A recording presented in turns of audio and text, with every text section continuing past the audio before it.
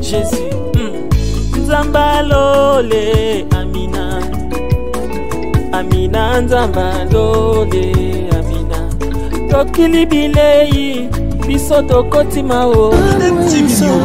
JDM TV News, la chaîne des lumières. C'est votre chaîne. Abonnez-vous, abonnez-vous.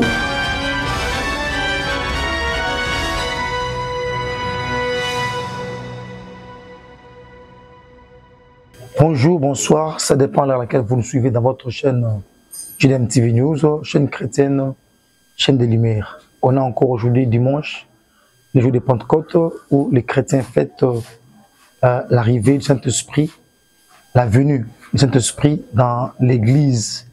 Et nous aussi, on profite de l'occasion pour recevoir un homme de Dieu que je vous laisserai de découvrir pour ceux qui sont pour la première fois de suivre notre chaîne JDM TV News. Bonjour l'homme de Dieu. Bonjour Ndeko Gilbert. Naïbi que ça fait longtemps, on n'a pas eu le temps de faire émission. Très longtemps. Bah, préoccupation qui m'a ébellé. Alors on est rentré aujourd'hui dimanche. D'abord aujourd'hui dimanche, elle est faite, il y a Pentecôte. Tout matin parce que dans le cadre il y a les réalités des églises. Mais Pentecôte, pasteur, c'est quoi d'abord? Bon, Pentecôte, par définition, que le bagage est l'une des fêtes juives, parmi les 7 fêtes juives, les 7 grandes fêtes juives. Pentecôte est qu'on fait partir. Babengango, bon, il y a 3 appellations. Pentecôte, Babengango peut se faire de la moisson, au Babengango peut faire des semaines. Donc c'est ça qui dans Israël, ceux qui va salir mesala na bango toute l'année. Bakoni bilanga, eboti babuki ba momeboti babuki et bande ko se réunir na Jérusalem pour na kokumisa Nzambe pour na ndenge Nzambe azaki na bango asungaki bango basala misala na bango ebota mo malamu. Donc une façon ya ko rendre grâce par Nzambe de bande ko sala rassemblement et même les juifs bazaki na kata Israël na Jérusalem na Jérusalem ba ope ba bima libanda ya boka bakene na bamboka mususu bango pe babande kokuta bamboka mususu baza koya bakokuta bango na Jérusalem obenga bango ba juif a diaspora to ba prosélyte ba oya bango so bakuta na kati ya Jérusalem pour na ko célébrer Nzambe pour na Nzamba saleli bango bola mo Nzambe mo sami na ndenge bakonaki babuki basui ba résultat misala na bango et basui ba bénéfice bande ko ya ko rendre grâce et pas na Nzambe. Donc Pentecôte fait de la moisson, bien fait des semaines au bomoko. Donc obenga ngo Pentecôte ko benga ngo fait de la moisson tout comme Kobengango fait des semaines. Impact, pasteur, si on peut encore vous demander à quoi se présenter parce qu'on n'a pas commencé par là. Ils connaissent bien votre nom, mais si on peut encore le faire pour Bakoti JDM TV News pour la première fois. Merci beaucoup pour la Bakoti première fois dans JDM TV News. Je suis pasteur révérend Daniel Iyanga. Naza pasteur na kati ya communauté évangélique Vie Nouvelle nazo kamba église moko ba extension na commune ya Bumbu to bengi Rehoboth. Nous en avenue Mokoso numéro 93 entre Chaba à 64.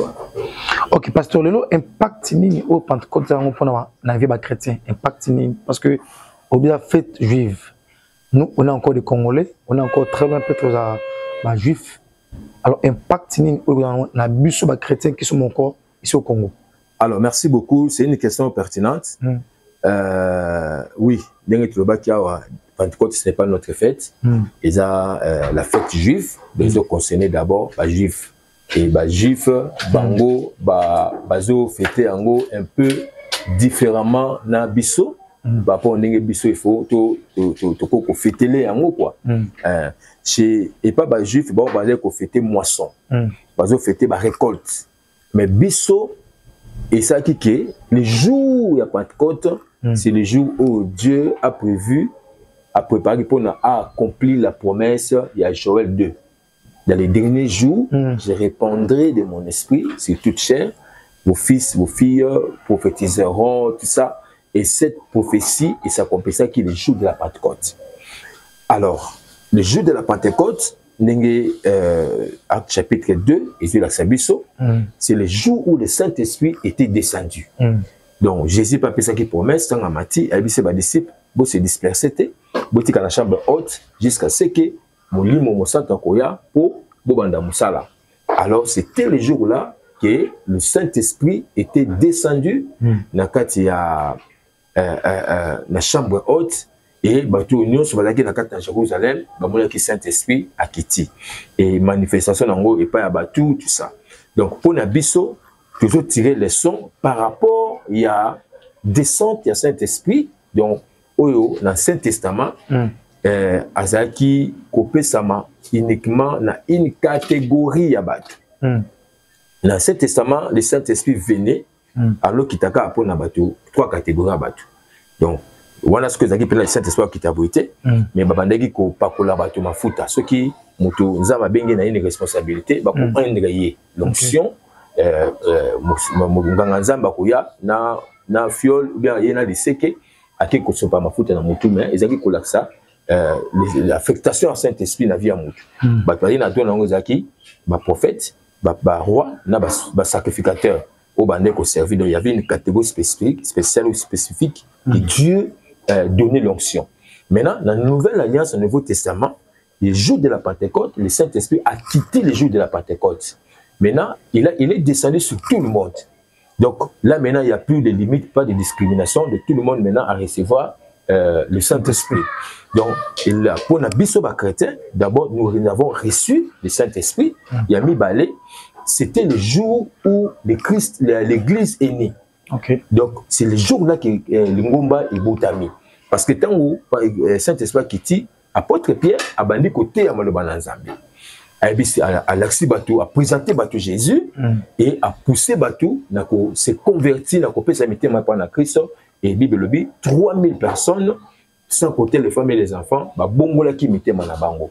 Donc, des événements importants au biso côté comme leçon, de quoi tout ça va chuter, il y a les bosseux ali, toujours fêter la venue du Saint-Esprit, il y a mis balai, nous allons fêter la naissance de l'Église. Donc, quand on parle de la Pentecôte n'a rien à voir avec le Saint-Esprit. Pentecôte, elle fait une sous, mais le jour de la Pentecôte, le Saint-Esprit a Titaki. Parce que des fois, tu as la confession de la Kansaka, Saint-Esprit, la Pentecôte, la Saint-Esprit. Le Pentecôte n'est pas le Saint-Esprit. C'est pourquoi il a dit, faites de la moisson, faites une sous, mais le Saint-Esprit a quitté le jour de la Pentecôte. Voilà un peu. Tu as mis pasteur Daniel Yanga, au notre chaîne JDM TV News, et tu aimerais à cadre à Gilbert un pasteur dans la rubrique les réalités des églises. Alors, nous parlons, pasteur, dans la Pentecôte, tout jour il y a venu, il y a Saint-Esprit, il y a eu de parler en langue. Les hommes ont parlé en langue, et qui ont parlé en langue, mais aujourd'hui, pasteur, comme réalité dans l'église, il y a des églises où on apprend les gens à parler en langue. On dit formation, on dit école. Or, Saint-Esprit est descendu. Alors, pour qu'on se manifester, les gens ont commencé à parler en langue. C'est-à-dire, on ne leur a pas appris comment parler. Mais Saint-Esprit est venu, ils ont commencé à parler. Mais aujourd'hui, on dit qu'il y a une formation, une école, il y a parlé en langue. Et plus là encore, vous faites dans les églises, le pasteur ou bien les modérateurs vous disent que non, commencez à prier en langue. Il faut prier en langue. C'est-à-dire, on vous force. Parce que pour ceux qui ne parlent pas en langue, ils doivent créer une langue, mais ils vont forcer à parler toujours en langue. Bon, concernant le parler en langue, oui. D'abord, c'est que nous devons savoir, le parler en langue, don spirituel, c'est les 12 dons spirituels, où tous pas Saint-Esprit. C'est dans 1 Corinthiens chapitre 12, apôtre Paul a parlé, a expliqué sur les dons spirituels. Donc, parler en langue, c'est l'un des dons. Donc, ils ont bateau, ils vont recevoir don à parler en langue comme étant don. Donc, par la manifestation du Saint-Esprit, Saint-Esprit a assimilé, a rempli, a tout le syndicat, a libéré ces dons-là. Il y a, grâce à ça, il y a parlé, a bandit qu'on parlait en langue. Mais parler en langue, c'est quoi, selon l'explication, il y a l'apôtre Paul, dans 1 Corinthiens chapitre 12, 13, au Kenango, même 14, Azolo Balobi, parler en langue, et ça pour une édification personnelle. Donc, Moutazo Lobango, ça pour à s'édifier. Okay. Mais ce qui est commis, Batuba Yokango, il faut qu'il y ait une langue interprétée. Voilà. Alors, mais ce que où est Lobaki, où est Lobamaki, na na jour à Pentecôte, ils ont rappelé parler en langue. OK. Mais les gens peut-être comprennent mal ou bien interprètent mal les versets. Bible le Bible. Les langues semblables à des langues de feu, descendues sur la tête de Yabatou. Donc ils ont langue il y a le lemouté. Mais ils ont forme à le lemou. Moto esamaki likola mito bateau et la forme à l'olem. Parce que bateau abandé koloba, bazoloba en langue non interprétée, mais bazoloba na minoko, il y a bateau ba utaki de partout, ba yé na kati ya Jérusalem bazo ka minoko na ba pote bazo na minoko na bango. Donc ça dit là c'était Dieu voulait donner les messages et pas ya ba bateau ba utaki de partout. Base information qu'il y avait un Seigneur Ayaki a fait ressuscité et même temps Pierre a prêché message à Pierre et Kokanaki na message de Bakamane comme ça na ndenge ya ba prophétie na maloba bande koloba wana. Alors mais la langue comme don spirituel nous le recevons aussi par le Saint-Esprit. Donc ceux qui doivent recevoir le Saint-Esprit et le Saint-Esprit commence à se manifester. Nous à cause de l'un des dons. Nous doit parler la langue, nous doit prophétie, nous doit interprétation, nous doit la parole de connaissance, nous doit guérison, il y a miracle, il y a dans parmi les 12 dons, chacun peut recevoir le Saint-Esprit à communiquer par les dons. Maintenant, il n'y a pas une école, il n'y a pas une formation. Non, la langue on peut apprendre dans l'autre parce que ils ont d'abord une langue spirituelle. Mouto même à Zoloba. À langue, il ne comprend pas ce qu'il dit. On comprend ce qu'il dit, à se maîtriser. Personnellement, par exemple, les bateaux basaka, azo teya, bani ko langue. En réalité, on ne peut pas parler en langue devant les gens tant qu'ils ont interprété. Toning lelo et community moi vogue mon nakata. Et puis toi Mbappé boye mba. Biso lelo, on a muto azo mba langue et tout ça. En principe, si vous jouez manzembo, toko umutako lo ba langue te nakata nzembo. Parce que bato bazoyo kate makama lobi parce qu'en réalité langue eza pour na mutu yemoko personnellement pour na se défier bible zoba nous prions par des soupir inexprimables ça dit nazo prier nazo se défier ngamoko le quoi les a interprété c'est déjà personnel mais je peux pas le mettre na kata disque na kata concert na kata chocolat chaîne na doté na koti balang ça dit ce sont des impressions en réalité ça va spectacle bat masala mais il y a pas raison d'être ceux qui ont interprété que tout le monde en public quoi.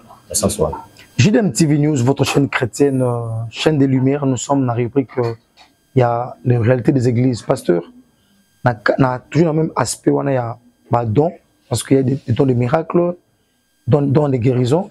Quand le Saint-Esprit est venu, directement Pierre a abandonné côté, et après, plus tard, vous verrez que Pierre a abandonné un miracle. Et aujourd'hui, on a appris dans Internet, il y a un pasteur qui a quitté son église pour dire que a boy ko participer dans ma bemo oyo alors il marque une église naie ba senga bango ba bidon a mai alors dans ba bidon wana nous on dit ba tchaka ba mai a bibembe yé moko pasteur na kat église wana ali moko a pasteur abi ay ko dénoncer ma bien parce que a boy naie a mekulusu donc quand leur pasteur titulaire a senga ba mai wana a prié la kombo la nzambe na ye pasteur wana abi en réalité ba bidon ba tchaka mai abi bembe na kati mais ils disent aux gens que non boyana mai na bino c'est pour que va masquer le moko pour que voilà ils a mai mo na ngo et pas pina moko mais tant ba na mai pour ba prier la ngo ils mettent maman abi bembe et plus tard les gens ont des maladies ils ont des problèmes envoûtement tout ça là c'est un pasteur qui a dénoncé bon les réalités dans cette église pasteur to qui ne voit puis makamboana. Oui Ndoko Gilbert en tout cas tout qui est vers place au Christ à l'Obaki. C'est ce qui est vrai, il faut que la prophétie s'accomplisse. Mabé et Koti. Pourquoi? Parce que il est comme Mabé Zanine. Batu balingi sur Ocha Kondima di Bosote. Batu balingi plus de comment le barabenga bi ba support. Le support il faut qu'il y ait un support matériel pour la que Dieu a agir. Au moment que à chaque prière mon a donc mon soit ça ko salmbele pour naie déclarer les colonnes naie obina en tout cas prier na sali nzamba sali kende zala kondima nzamba sali mutu mususu azokoka yango ta on dimate. Donc c'est parce que les gens maintenant se sont habitués na style wana. Donc na begizo apesa batu ba mai apesa batu ba mafuta ba cérémonie belé tout ça. Il y a notre expliquer awati. Par exemple mai qui représente mai na Bible. Mai na Bible représente la parole de Dieu. Est-ce que Christ faisait ces pratiques à sala ngote a tindaka mutumbala moko abikene ko sukola na mai mais à sala ngo deux fois té. Ce sont des pratiques où neti biso na nouvelle alliance et cause à son sécurité parce que Jésus a déjà et puis Saint-Esprit est déjà et c'est quitté déjà même à mafuta tout ça les gens qui font de telles pratiques en réalité ils n'ont pas un soubassement biblique.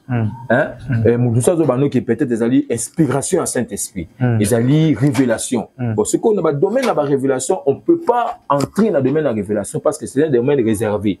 C'est comme nous avons dans Zambé, ou Zambé ou aïe, biso de na bisoté. Mais là où nous doutons, c'est quoi? C'est parce que Dieu n'est pas dans un système. Aux hommes, à un système, il faut maï, il faut tout ça. Donc, mais ce qui est vrai, l'occultisme est côté dans l'église. Ma B est côté dans l'église. Donc c'est maintenant au bandimi bango base à la prida. Vous ba côté de kokende et si Dieu permet que tam sur de telles choses ils allaient révéler et cause peut-être et vous met là qui longtemps et vous met là qui peut-être Dieu a interpellé les gens.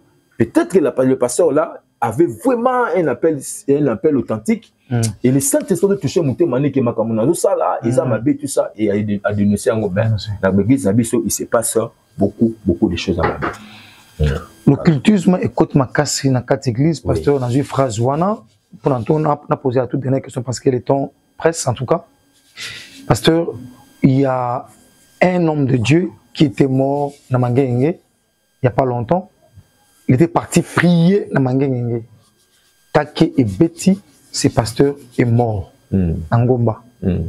Alors les gens se sont dit, mais Nzambe, Moutuma Kema Asambela yo, Amakina Ngomba, Otikema Akufa, Mena Kake, Akufa na crise cardiaque, mais Akufa na Kake. Kake Motika Batunus tout, et tu vas chèque parce que je ne sais pas Moutou. Mais il n'est pas pasteur qui est allé prier pour les âmes de Dieu. Mais c'est après, parce que le temps nous donne la leçon, c'est avec le temps qu'on a commencé à apprendre quand tu es dans Internet. Le pasteur, quand il est mort dans Ngombawana, avec qui accompagné dans Baninga, soit pasteur, quand on a kake, Baninga n'est-ce que ba longolier bag. Oh, bag en wana, il semblerait que ça bag moko, on peut pas misa mokili. Donc le pasteur, si on peut conclure, était aussi l'un, il y a batouakati, il y a occultisme, il y a wana. Retour EPC.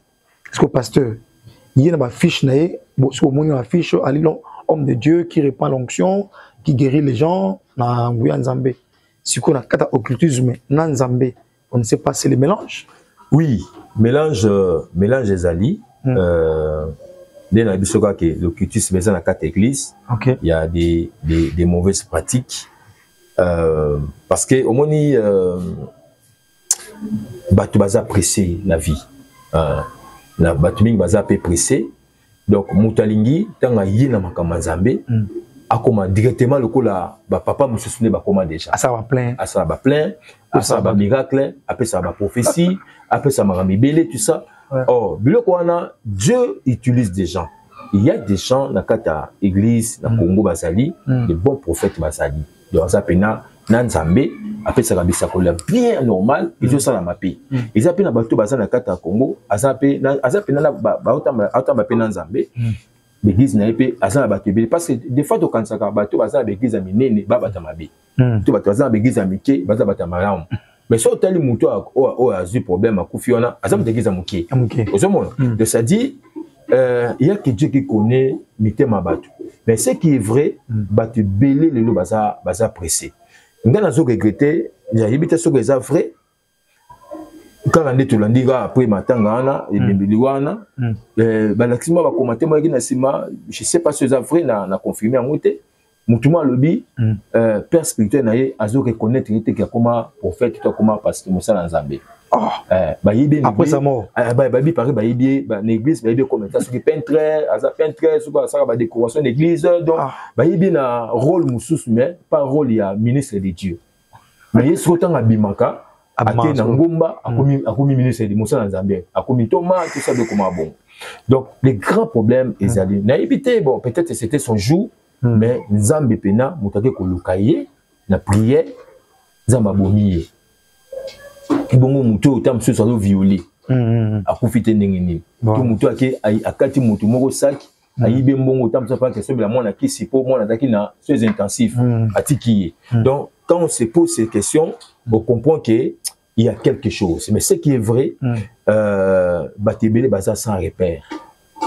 Donc il y a trop de Melchisedec na kata makamazambe abotamika lelo abimika mamubu aux parents n'étaient maman akoli comme ça makambibele on ne sait pas l'origine mais il y a un moment la fois passée toujours na kata barrêté des églises to parler makamba ba fermissement tout ça il faut nzamba sunga biso to zonga ba programme on ba belé baza fermité parce que mutalingi mamoko a apparaître mais oyebite ndeko zo envier parcours il faut ni asali peut-être atamboli ya souffra pena Nzambe ti ya kembi ti ngongane beti ndama mais yo ekara lelo ndeko mo yembi na nzembo ya omi banzembo mso to yembaka il faut to ba utala qu'est-ce que nous chantons ayebi azemba lobio lelo kaka Nzamba pesinga lelo ba mso ba yaki liboso ba zuite menga na ekara lelo parce que bato ba linga ba ya lelo azwa lelo des bango bateaux c'est que tu fais la bacate la situation en modèle JDM TV News, votre chaîne chrétienne, chaîne des Lumières. Gilbert reçoit un pasteur dans la rubrique il y a les réalités des églises. Pasteur, un mot de la fin. On a tout un souba. Qu'est-ce qu'on a voulu dire dans cette émission? Bon, en tout cas pour le mot de la fin, pour interpeller l'église, nous devons rester prudents. Parce que l'église est infiltrée. C'est quoi? Tous ceux qui n'ont pas prophétie, il y a Jésus. Qui tout ce qui est ivré, n'a bleu et ensemble. Et il y a la séparation. Je ne suis pas cause on a donc à ça va plein, je suis pas ça n'a pas ça va prophétie, je suis là pour apparaître. Mais Azan n'a nzambete. Et Nzamba lobi mukonasuka munsakoloba ah tout ça là qui oti. La ça qui va meilleur que na komona yo mais na kobisa bango je n'étais jamais connu. Donc concept qu'on peut c'est d'accord que rien ne sert à courir. Na vie tambola malembe. Ce qui Nzamba benga ki yo ozala grand encore misa au grand. Ce Nzamba benga ki ozala grand te a to sali effort ndengenini au comme grand te. Est-ce que dans la Bible il y a eu des grands et des petits prophètes. Mais bah tu sais bah il peut mona a pesa pe bisa ko le pe malonga mais peut-être comme bonne pena et le bama capacité et ibana na ngoti. Mais à ça les Nzambe parce que qui Nzambe tanga. Donc voilà ndeko Gilbert. Donc aux en église à Muké, les autres ça que monter dans Nzambe. Tout bato bazana l'église à menene dans Nzambe tété. Les gars problème les ali mabe eza ou exister réellement. On a mon pour la souka Jésus a gotu na muté que non, on a que Muké, on a gotu menene Jésus a gotu na est-ce que au sala kinga na solo. Ozomona. Donc kokine mbangu eza l'importance mingité. Zela tanayo. Mais na yebi que lelo tellement qui passe eza na Congo na mboka misala ezate batu bazui l'œuvre de Dieu et comme le kola commerce voilà et comme le kola travail mais un jour nzambe so sunga mboka nezo kendele ke makama mboka ebongi batebe ba otika l'œuvre de Dieu c'est ça na peso maloba na ebiso lelo kanga makama na ebiso parce que so mutazo musala aya sukulu mbongo abanete metela lelo ba bus okuta na ba bus batazo teya bazandi tout ça. Et les gens multiplient des stratégies pour abimisaka batumbungu. Donc voilà un peu Nzambia Sunga et tous à la série na makama Nzambia moni lelo toutes batiti nous se tourner et ils ont fragilisé l'œuvre de Dieu. Les gens n'ont plus confiance aux serviteurs de Dieu parce qu'il y a trop d'abus. Donc voilà un peu. JDM TV News, chaîne chrétienne, tout comme la souka et notre émission. En tout cas, on a voulu continuer, mais le temps ne nous permet pas. Tu as dit que toujours continuer la réalité des églises. Il y a tellement de choses qui se passent dans la sécurité de Dieu, dans la église, où on a un peu développé avec le pasteur. On a dit qu'avec qui on suit de près ce qui se passe sur Internet pour que tout le monde puisse développer, puisse expliquer à nous, Balanzambe. Kolo Apambola, na Afrique du Sud, na France, na Canada, partout là, Judith Modi, je vois aussi derrière caméra notre cameraman Willy, je vois Bandeko Nyonso, Mami Tchabou, je vois Kevin Lelo, je vois Christ plutôt à partir à Winner, je vois Batu Nyonso, je sais Longo, le prophète, Batu Nyonso en tout cas, Nzambe Apmano, Jaël Moussamba, je vois Anas Ronalds, je vois Batu Nyonso en tout cas, Tokosonga Awa pour que tu continues notre émission à la réalité des églises. Laisse que mon Dieu vous bénisse, on se verra plus tard. Au revoir et bye. JDM TV News, la chaîne des lumières, votre chaîne, notre chaîne. Balobi, restez branchés, scotchés. Nakati chaîne Nabino. Awa présentement na Congo, Kinshasa, JDM TV News. Nous avons des émissions comme Gilbert et Sois un pasteur. Nous avons des émissions Instant d'espoir. Nous avons des émissions Les chrétiens et la musique. Balobi Awa, il y a des prédications, exhortations. Nous sommes là pour exhorter, pour éclairer. Balobi Tikala wana zala branché ko zapete. Boka télécommande Landa JDM TV News Tikala Awa.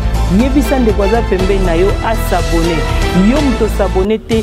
Abonne-toi massivement et nous sommes la chaîne chrétienne, la chaîne des lumières. Restez là, abonnez-vous massivement et vous ne serez pas déçus. Francine Chala sur JDM TV News officiel. Fidèles téléspectateurs de JDM TV News, abonnez-vous massivement sur votre chaîne et vous ne serez jamais déçus. Car la Bible dit, le ténèbre ne régneront pas toujours sur la lumière. Et JDM TV, c'est un canal pour apporter de la lumière et pour l'édification du corps du Christ. Donc abonnez-vous massivement, appelle ton voisin, ta voisine et abonne-toi car ici il y a de meilleures choses à venir. Et bien sûr nous recevons pour vous des pasteurs, des serviteurs de Dieu et nous recevons aussi de chantres. Et dans JDM TV News, vous avez de la lumière sur toute l'actualité chrétienne. Restez scotchés, restez branchés sur votre chaîne, mais surtout, ne manquez pas d'inviter vos amis et à s'abonner sur JDM TV News, la chaîne de la lumière. JDM TV News, la chaîne des lumières. C'est votre chaîne. Abonnez-vous, abonnez-vous.